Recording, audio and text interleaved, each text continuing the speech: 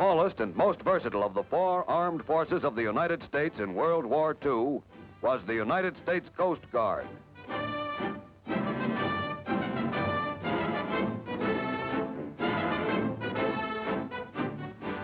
Wherever Americans fought and American ships went, the Coast Guard proved this versatility, contributing effectively to the defeat of Italy, Germany, and Japan.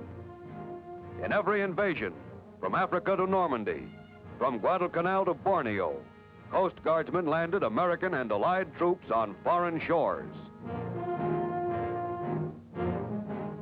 From Boston, I was then reassigned to a ship that was going convoy duty to North Africa. It was a large Coast Guard cutter. As you get towards the middle of the Atlantic, now you're attracting all the submarines. We had, of course, hundreds of merchant ships on either side of us. And if you don't think that's the excitement when you constantly manning the sound gear for this for submarines, you just hear these torpedoes all the time. And it's quite exciting and quite upsetting to see a lot of ships being blown up at night, and you really can't do much to help them because you can't stop to pick them up. Locate the men from the stricken freighter. To the men on the Coast Guard cutter, finding and saving disaster victims is an old story. They have been rescuing men at sea in peace and war for over 150 years.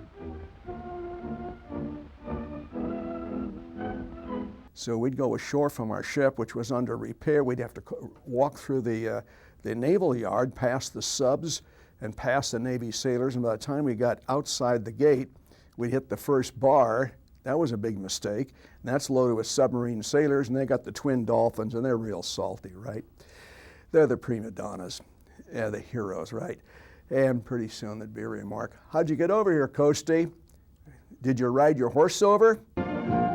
Mounted and afoot, the Coast Guard keeps close watch over all beaches on the Atlantic and the Pacific.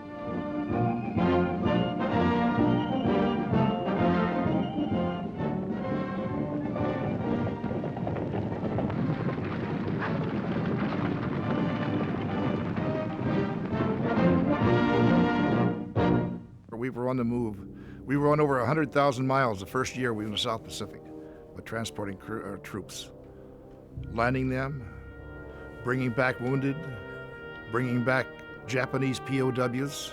I'll never forget there was a ship on our starboard side, a Liberty ship, and kamikaze came screaming in, and at the last minute veered off and headed right into the superstructure of the Liberty ship and blew off the whole superstructure. It was almost a disaster. We got in some real trouble. We limped out of there with escorting LSTs with wounded and a DE that had wounded sailors, and we left a lot of soldiers on the beach dying.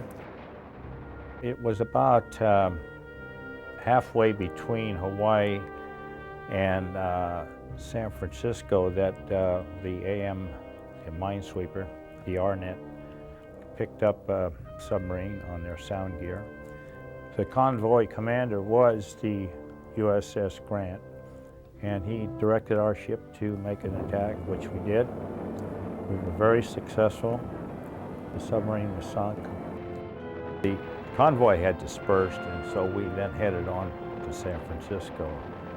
All I recall is when I came under the Golden Gate Bridge, there was about 4 ships and standing aside and blowing their horns and tooting and saluting our ship.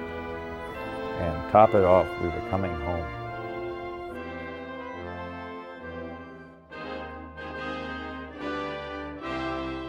Well, when I first came aboard the ship, they tried to assign me to a battle station. And when I produced a letter from the Commandant of the Coast Guard requesting the commanding officer of the ship not to assign me to any battle station or any watch, they understood that I was there for photography. When I proceeded to photograph the crew doing their job, and features and news stories, and the parents would see them in print back home and send them back to the ship, the morale, of course, of the crew was uplifted.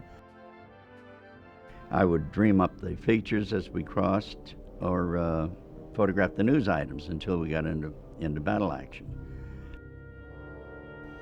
There were 27 dive bombers that attacked this convoy and sunk a number of ships. One of them was the Paul Hamilton that went up 2,500 feet in a ball of fire, and I just stood there calmly and coolly waiting for the flame to stop, and when it did, I raised the camera, which had all been set according to distance and diaphragm stop, and released the shutter.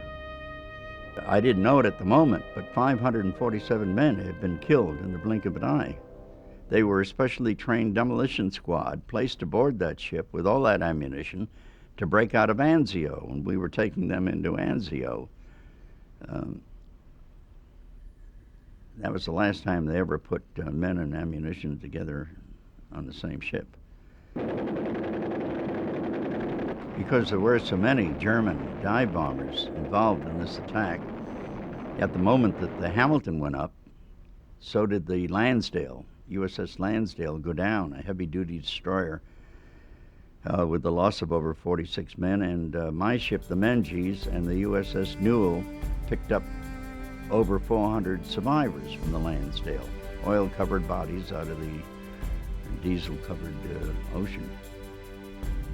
A lot of the young men who manned the Coast Guard and Navy destroyer escorts in Task Force 66 would never come back, would never see sunsets. There were no more sunsets. There were no more gently rolling swells of the ocean. No more tomorrows.